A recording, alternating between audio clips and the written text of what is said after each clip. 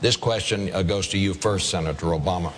We found out yesterday that this year's deficit will reach an astounding record high $455 billion. Some experts say it could go to $1 trillion next year. Both of you have said you want to reduce the deficit, but the nonpartisan Committee for a Responsible Federal Budget ran the numbers on both of your proposals, and they say the cost of your proposals, even with the savings you claim can be made, each will add more than $200 billion to the deficit. Aren't you both ignoring reality? Won't some of the programs you're proposing have to be trimmed, postponed, even eliminated? Give us some specifics on what you're going to cut back. Senator Obama. Well, first of all, I think it's important for the American public to understand that the $750 billion rescue package, if it's structured properly, and as President I will make sure it's structured properly, means that ultimately taxpayers get their money back, and that's important to understand. But there is no doubt that we've been living beyond our means, and we're going to have to make some adjustments. Now, what I've done throughout this campaign is to propose a net spending cut. I haven't made a promise about... Aren't you going to have to cut some of these programs, sir? Absolutely. So let me get to that. What I want to emphasize, though, is that I have been a strong proponent of pay-as-you-go. Every dollar that I've proposed an additional cut so that it matches. And some of the cuts, just to give you an example, we spend $15 billion a year on subsidies to insurance companies. It doesn't, under the Medicare plan, it doesn't help seniors get any better. It's not improving our health care system. It's just a giveaway. We need to eliminate a whole host of programs that don't work. And I want to go through the federal budget line by line, page by page. Programs that don't work, we should cut. Programs that we need, we should make them work better. Now, what is true is that Senator McCain and I have a difference in terms of the need to invest in America and the American people. I mentioned health care earlier. If we make investments now so that people have coverage, that we are preventing diseases, that will save on Medicare and Medicaid in the future. If we invest in a serious energy policy, that will save in the amount of money we're borrowing from China to send to Saudi Arabia. If we invest now in our young people and their ability to go to college, that will allow them to drive this economy into the 21st century. But what is absolutely true is that once we get through this economic crisis and some of the specific proposals to get us out of this slump, that we're not going to be able to go back to our profligate ways. And we're going to have to embrace a culture and an ethic of responsibility, all of us, corporations, the federal government, and individuals out there who may be living beyond their means. Senator. Well, thank you, Bob. I just want to get back to this home ownership. During the Depression era, we had a thing called the Home Ownership Loan Corporation.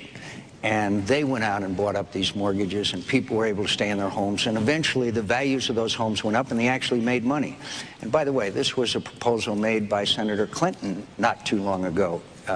So obviously, if we can start increasing home values, then there will be creation of wealth. But the question was, what are you going to cut?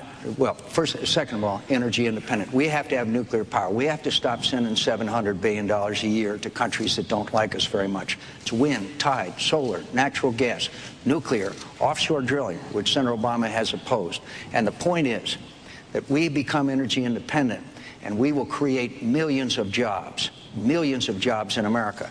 Okay, what would I cut? I would have, first of all, across-the-board spending freeze, okay? That some people say that's a hatchet, and then I would get out a scalpel, okay? Because we have presided over the largest increase. We got to have new direction for this country. We have presided over the largest increase in government since the Great Society. Government spending has gone completely out of control. $10 trillion debt we're giving to our kids. $500 billion we owe China. I know how to save billions of dollars in defense spending. I know how to eliminate programs.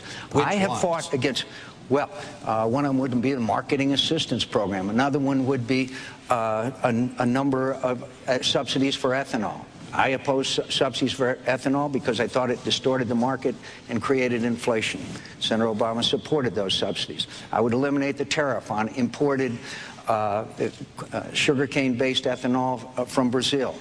I know how to save billions. I saved the taxpayer $6.8 billion by fighting a deal for a couple of years, as you might recall. There was a sweetheart deal between an aircraft manufacturer, DOD, and people ended up in jail. But I would fight for a line item veto, and I would certainly veto every earmarked pork barrel bill. Senator Obama has asked for nearly $1 billion in pork barrel earmark projects, including $3 million for an overhead projector in a planetarium in his hometown. That's not the way we cut. We'll cut out all the pork. Time's up. Well, look, I think that we do have a disagreement about across-the-board spending freeze. It sounds good. It's proposed periodically.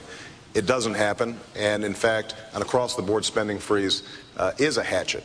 And we do need a scalpel, because there's some programs that don't work at all.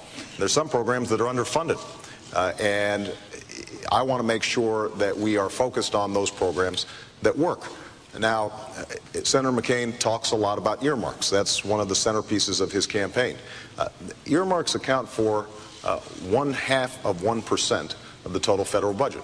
There's no doubt that the system needs reform, and there are a lot of screwy things that we end up spending money on, and they need to be eliminated. But it's not going to solve the problem. Now, the last thing I think we have to focus on is a little bit of history, just so that we understand what we're doing going forward. When President Bush came into office, we had a budget surplus, and the national debt was a little over $5 trillion. It has doubled over the last 8 years. And we are now looking at a deficit of well over $500 billion. So one of the things that I think we have to recognize is pursuing the same kinds of policies that we pursued over the last 8 years is not going to bring down the deficit. And frankly, Senator McCain voted for 4 out of 5 of President Bush's budgets. We've got to take this in a new direction. That's what I propose as president.